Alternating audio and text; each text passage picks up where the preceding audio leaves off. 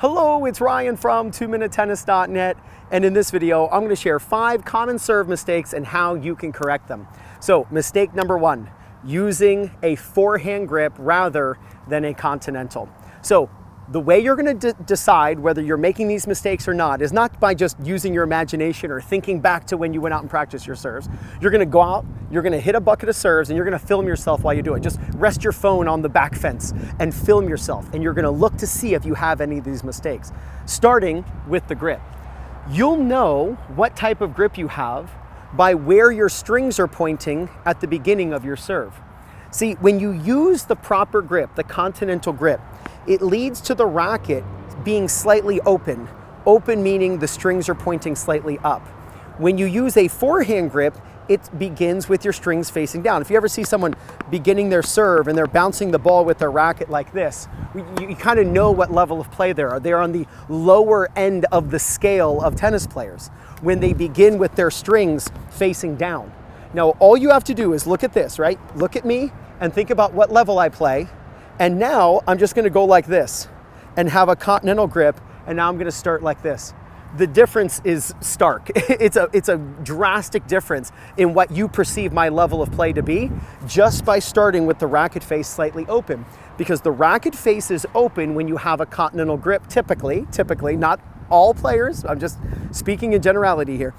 Your racket will most likely be slightly open, and this is the way you determine what grip someone uses. Look, you can see somebody's grip, 100 yards away. Not because you've got eagle eyes and you can see where their knuckle is based on the panels on the racket. It's because you look at their racket face, and where their strings point determines what type of grip they have.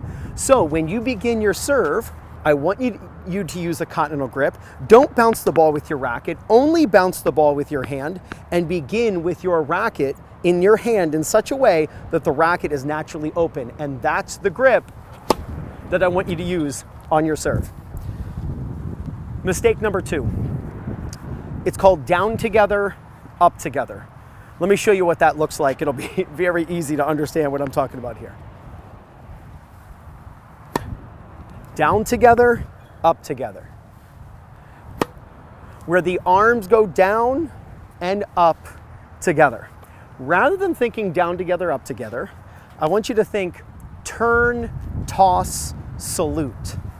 So when you begin your serve and you've got your racket face slightly open at the beginning because of the Continental grip, the first move you're going to make is you're going to turn.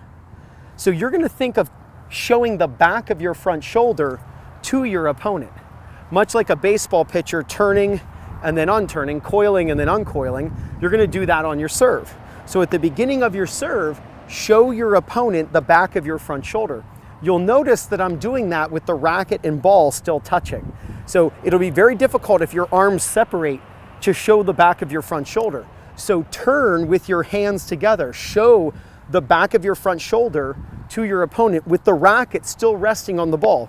The racket can rest on the ball at the beginning, and it can rest on the racket all the way back. And by the way, that actually makes it very easy to toss into the court. So that's the turn. So we turn, then we toss, and then the next move is salute. So you want to think of moving your racket in such a way that you're saluting with your palm staying down. So I'm going to hit 2 serves here. Got my Continental grip with my racket open, and I'm going to turn, toss, salute.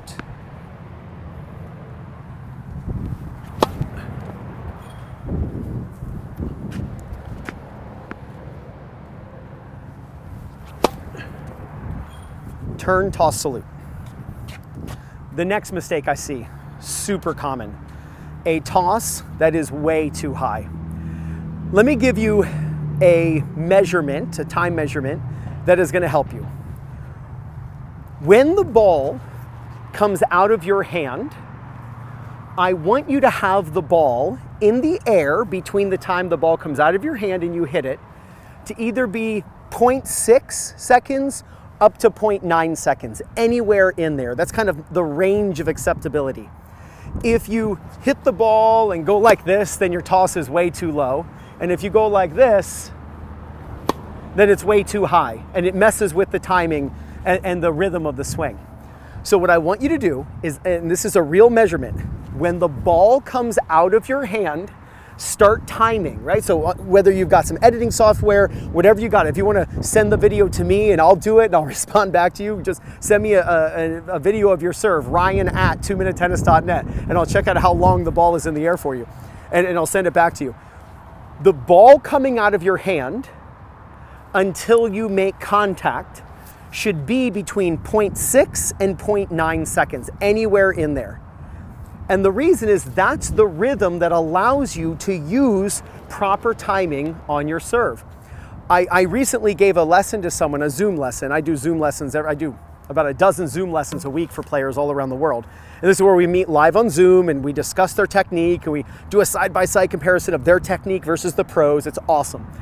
And I recently had someone who tossed and their ball, once it left their hand, was out of their hand for 1.26 seconds. 1.26, that's more than twice as high as I want because, you know, 0.6 would be half of 1.2.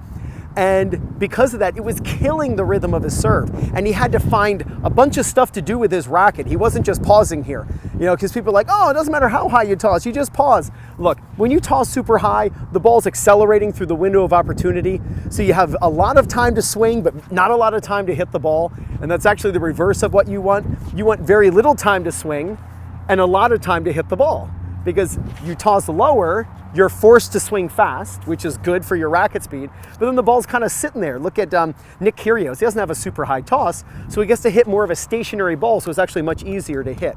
Try measuring how long the ball is in the air once it leaves your hand up until you contact the ball. It should be between 0.6 and 0.9 seconds. So watch me hit these serves, and I'm gonna hit this ball, and I'm gonna see if I can, I'm gonna show you the timing here, by the way. We're gonna see how long the ball is in the air once it leaves my fingertips, and we're gonna see if we can get it between 0.6 and 0.9 seconds.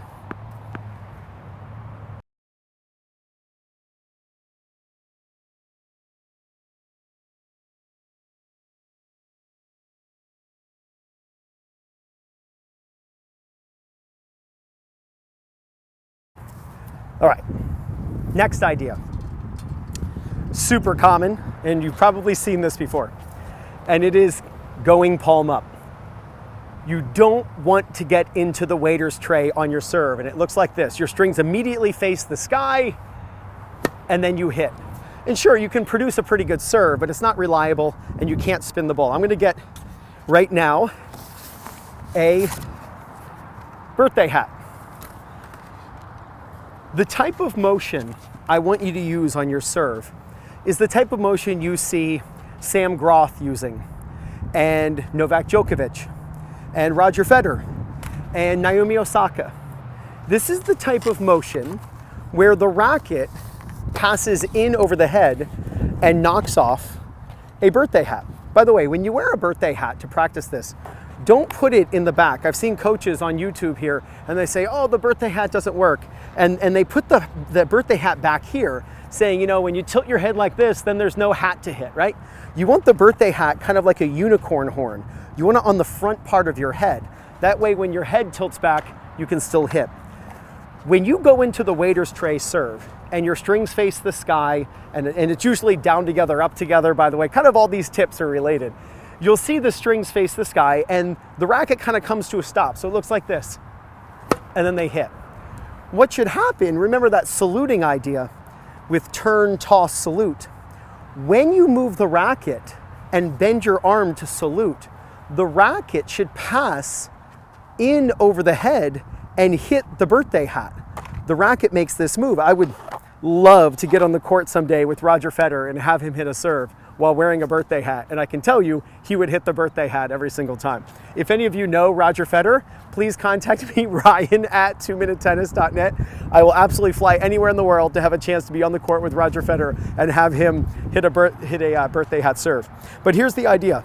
I'm gonna hit a serve, and my goal is to hit the birthday hat from front to back, that my racket actually runs into the birthday hat. Now I will tell you this, a lot of players, when they wear a birthday hat, they're so focused on hitting the birthday hat with their racket that they move the racket in over their head first and then they toss the ball. That's not what you want. You want to do what you always do, which is toss before you hit the birthday hat.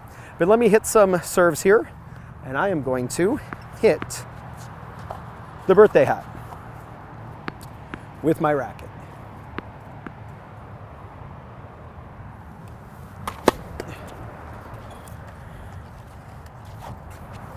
The reason the birthday hat is nice is, one, it gives you instant feedback as to whether or not you did it correctly, right? That you didn't go into the waiter's tray, but also it doesn't fall off your head. So because of the strap.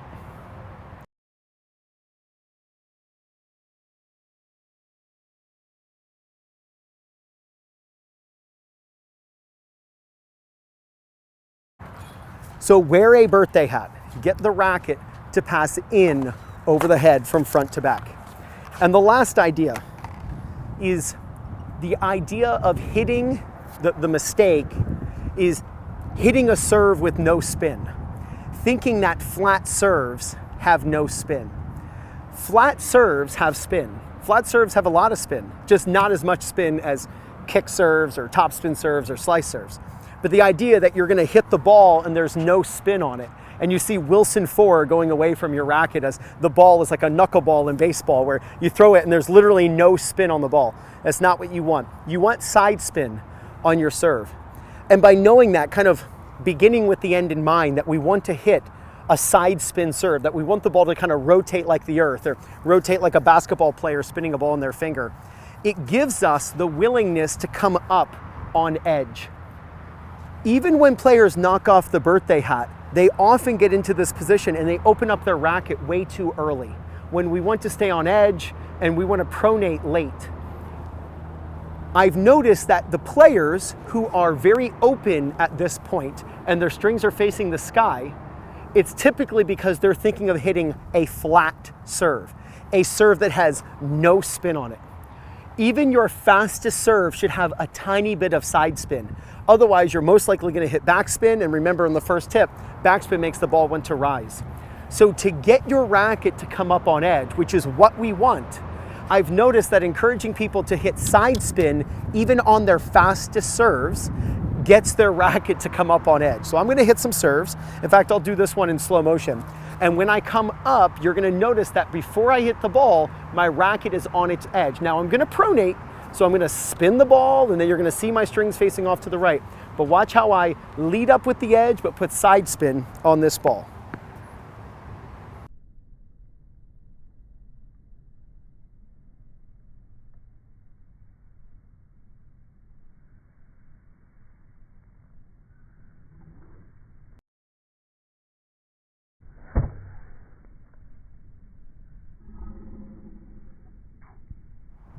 So that was easy to see. As I went up to the ball, my racket was on edge because in my mind, I was thinking of spinning the ball, even though I was trying to hit the ball very fast. So work on these tips. Make sure that your racket face is slightly open when you begin your serve to promote the Continental grip. Avoid down together, up together, but actually turn, toss, salute. Get your body to turn away from the target so you can unwind into the serve. Lower the toss. Try not to have the ball super high in the air, which forces your racket to make some wild things in the back happen because it's just trying to waste time. And plus it's harder to time the serve because now you're hitting a ball that's accelerating down. Work on the weight, getting rid of the waiter's tray, getting that birthday hat in over your head where your racket passes in over the head, hitting the party hat.